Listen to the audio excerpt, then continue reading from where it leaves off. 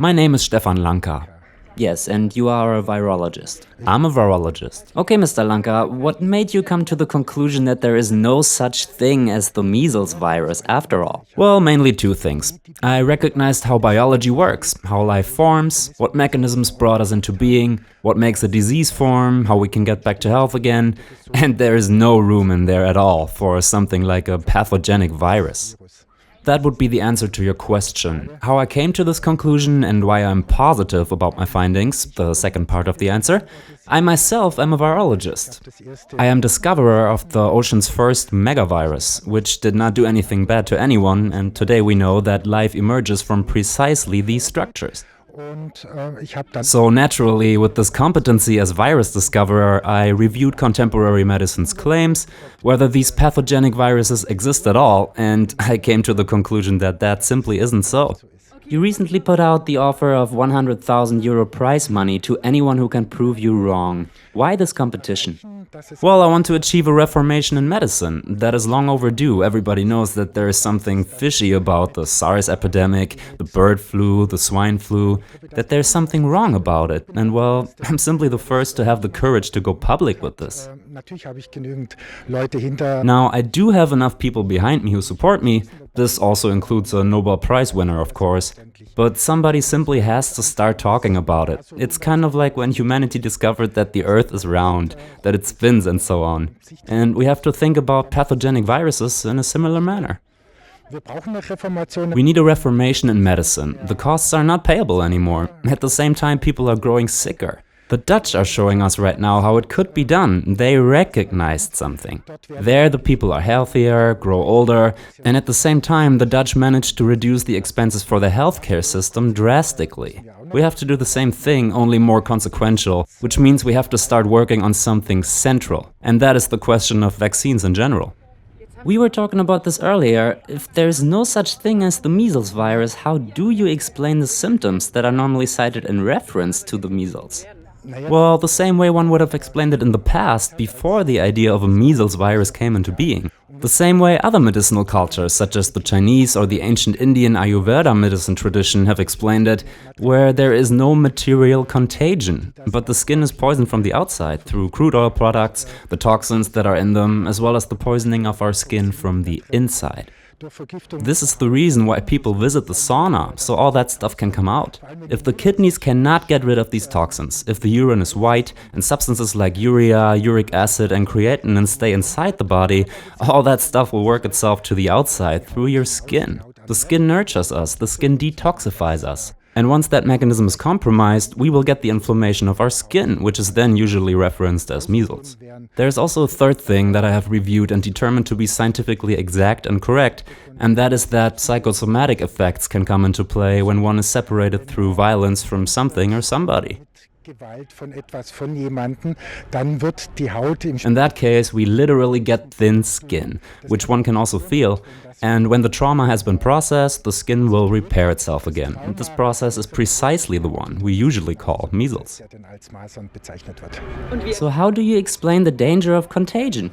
Well, I think that's pretty clear. The question of contagion: if I drink the same water, if I eat the same toxins, if I rub the same toxins onto my skin, if the same toxins are working their way out of my body, I will show the same symptoms at the same time or shortly thereafter.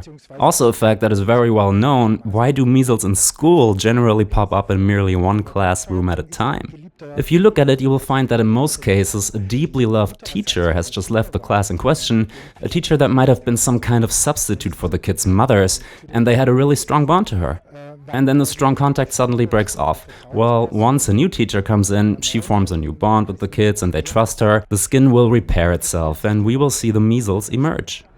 Well, there's one young physician from Hamburg who purports that he has proven the existence of the measles virus after all, and is now demanding you pay him the €100,000 prize. Why do you not recognize his proof as such? What is the problem there? Well, the term evidence is defined in Germany and only in Germany. This is the reason I opened this contest under German law, because nowhere else in the world is science defined, neither is scientific fraud part of the usual statutes of criminal law, and this is basically the reason they can say and do whatever they want. I just want to remind you of the sad case of Mr. Herman, which anybody can research for himself, who has outright fabricated nearly all of his publications pertaining to high-dosage chemotherapy in women with breast cancer. Yet this man enjoys a high reputation today, but nothing really happens. However, out of the tradition of legal positivism in Germany, beginning with Immanuel Kant and so forth, legal positivists have quietly created a law that is part of public health, specifically the German infection protection law. So when these questions are decided, our laws, our constitution, the basic law for the Federal Republic of Germany, and specifically the infection protection law apply. The competition is adhering to the exact requirements of the infection protection law, and I have informed Mr. Bardens of this in writing as well when he claimed to have contrary evidence. Unfortunately, he suppresses this information in public, and once the civil law process is over, we will ask a court to determine legally what exactly this Mr. Bardens has done here. It could simply be that this young physician, who, by the way, does not have a PhD, has never worked in a laboratory and has never published any scientific work, is emotionally and intellectually stuck on this matter, and so he revolts. I have to insinuate that he takes this topic very seriously and in earnest, but so do I. However, I do expect a certain level of discernment, contemplation and tranquility of a young adult, specifically a physician. Moreover, I do expect that he does not take his views into the public prematurely. I don't like that at all. The court should make their decision without pressure, so that they can weigh facts and law against each other, the way it should be. But what information did he submit specifically that you do not recognize as evidence?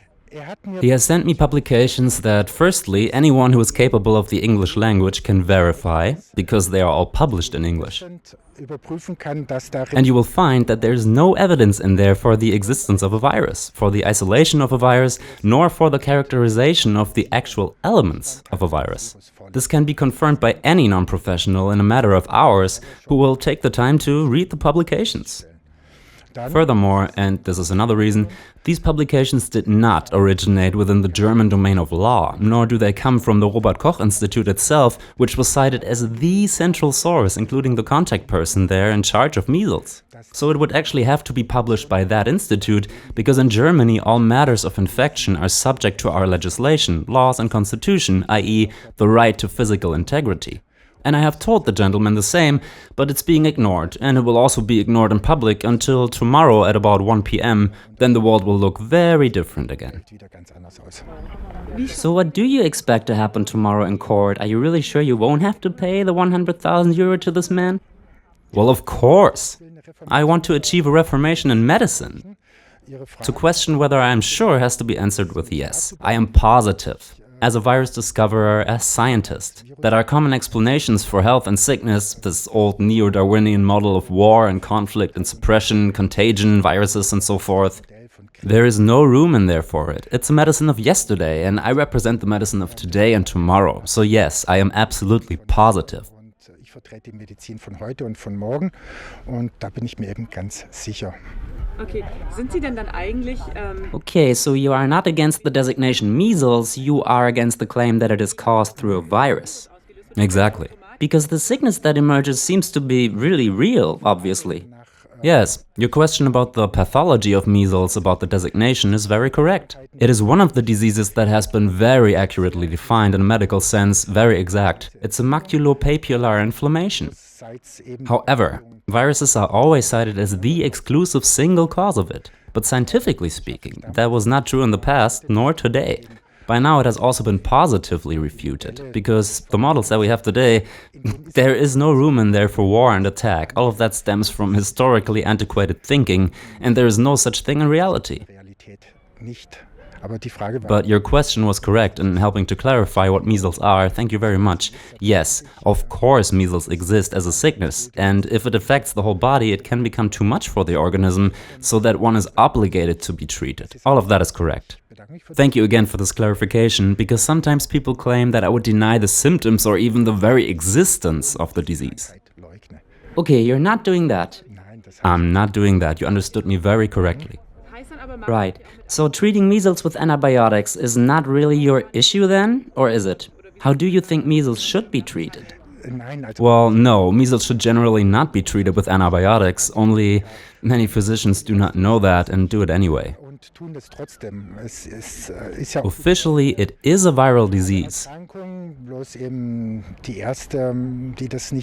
But those physicians who did not pay any attention, or older physicians, will simply treat it with antibiotics, which is even wrong according to our contemporary school medicine model and does not make any sense. And how should it be treated? Well, you have to look for the causes. The question cannot be answered in general.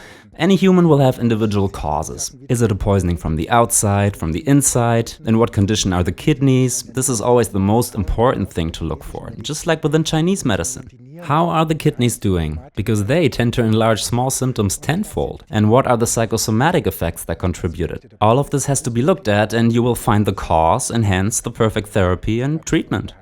Thank you for this interview.